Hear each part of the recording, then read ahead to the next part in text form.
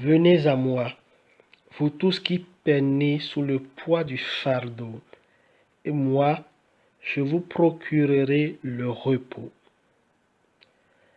Les fardeaux de la vie, nous en portons tous, pesants ou légers, écrasants ou supportables, nombreux ou moins nombreux, douloureux ou moins douloureux, secrets ou visibles.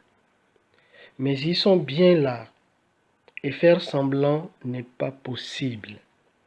Ils sont là, nos fardeaux qui s'appellent maladie, échec professionnel, séparation, divorce, perte d'un être cher, violence, mal-être politique et social, rêves brisés, désespoir et qu'en sais-je encore.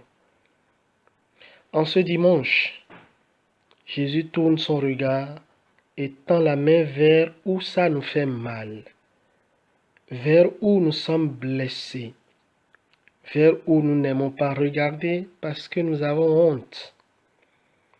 Il tend la main vers ces zones douloureuses de notre vie pour les soigner et les guérir. Oui, venez à moi, vous tous qui peinez sous le poids du fardeau, et moi, je vous procurerai le repos. À entendre ces paroles d'une extrême douceur, je me sens envahi par une forte sensation de repos, de paix et de réconfort.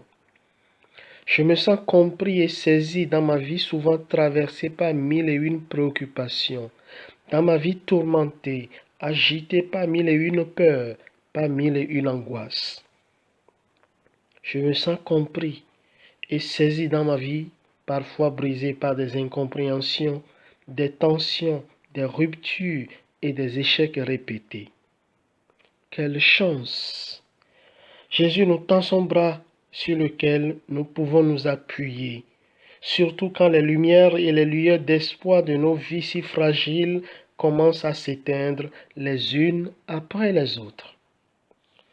La première lecture est un oracle de consolation en période de guerre. La situation semble désespérée, mais Dieu va intervenir. Ce qui est audacieux dans les paroles du prophète Zacharie, c'est de proclamer ce message d'espérance à un moment précisément où on avait toutes les raisons de penser que tout espoir est perdu. Le prophète annonce la venue d'un roi humble, monté sur un âne, qui va instaurer un avenir de paix. La haine et la violence n'auront pas le dernier mot. C'est l'amour qui aura ce dernier mot si précieux dans nos vies. Et pour que l'amour triomphe, Saint Paul recommande de ne pas vivre sous l'emprise de la chair. Vivre selon la chair, pour Saint Paul, c'est vivre sans Dieu, vivre de nos seules forces humaines, enfermés dans les limites de l'intelligence humaine, loin de Dieu. Au contraire, vivre selon l'Esprit, c'est nous laisser guider par lui, et donc vivre de la force de Dieu. Cela change tout. Et ceux qui acceptent de vivre de la force de Dieu, ce sont les tout-petits dont parle l'Évangile. Ce que tu as caché aux sages et aux savants, tu l'as révélé aux tout-petits. Dieu, évidemment, ne prend pas plaisir à s'entourer d'une nébuleuse qui le déroberait constamment à nos yeux. Dieu n'est pas un Dieu qui se cache. Il s'est révélé et continue de se révéler à nous pour notre salut. Jésus s'adresse plutôt à ceux qui se renferment dans leur savoir d'homme mortel, imbus de leur supériorité et de leur pouvoir. Non seulement ils refusent d'accueillir la révélation de Dieu, la jugeant comme étant une fable irrationnelle d'un monde révolu, mais aussi ils traitent avec mépris ceux qui accueillent cette révélation. Or, c'est précisément à ceux-ci, les tout-petits, que Dieu se donne à travers son Fils Jésus. Ce sont eux qui réussissent à accueillir l'amour de Dieu et en vivre profondément. Rencontrer Jésus et l'accueillir, c'est vraiment la chance de notre vie.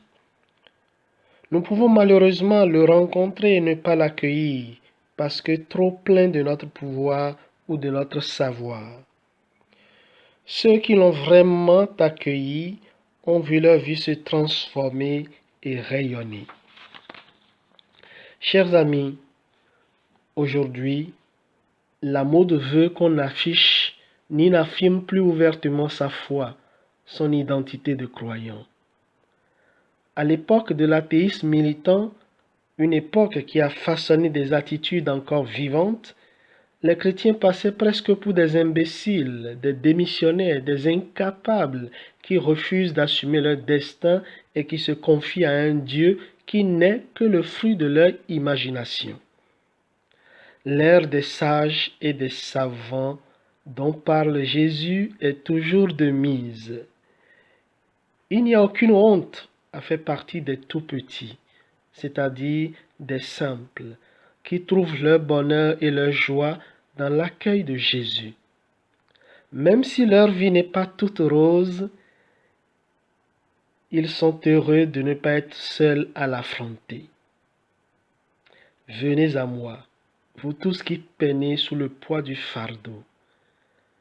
C'est à toutes et à tous aujourd'hui que Jésus renouvelle son appel.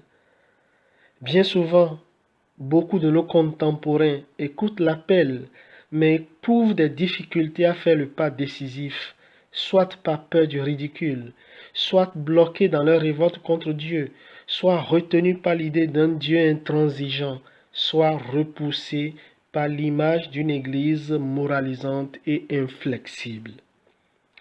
Alors, nous pouvons jouer au facilitateur. Quand nous allons à Jésus, nous pouvons lui porter tous ceux qui souffrent autour de nous et partout dans le monde. Pensons aux malades, aux exclus, aux victimes de la haine et de la violence des hommes. Nous ne pouvons pas aller à Jésus sans eux. Demandons la grâce de devenir des ponts entre Dieu et ceux qui sont encore loin de lui, avec tout leur fardeau sur les bras. Seigneur Jésus, donne-nous d'être des miroirs qui reflètent fidèlement ta tendresse auprès de tous ceux que nous rencontrons quotidiennement sur notre route. Amen.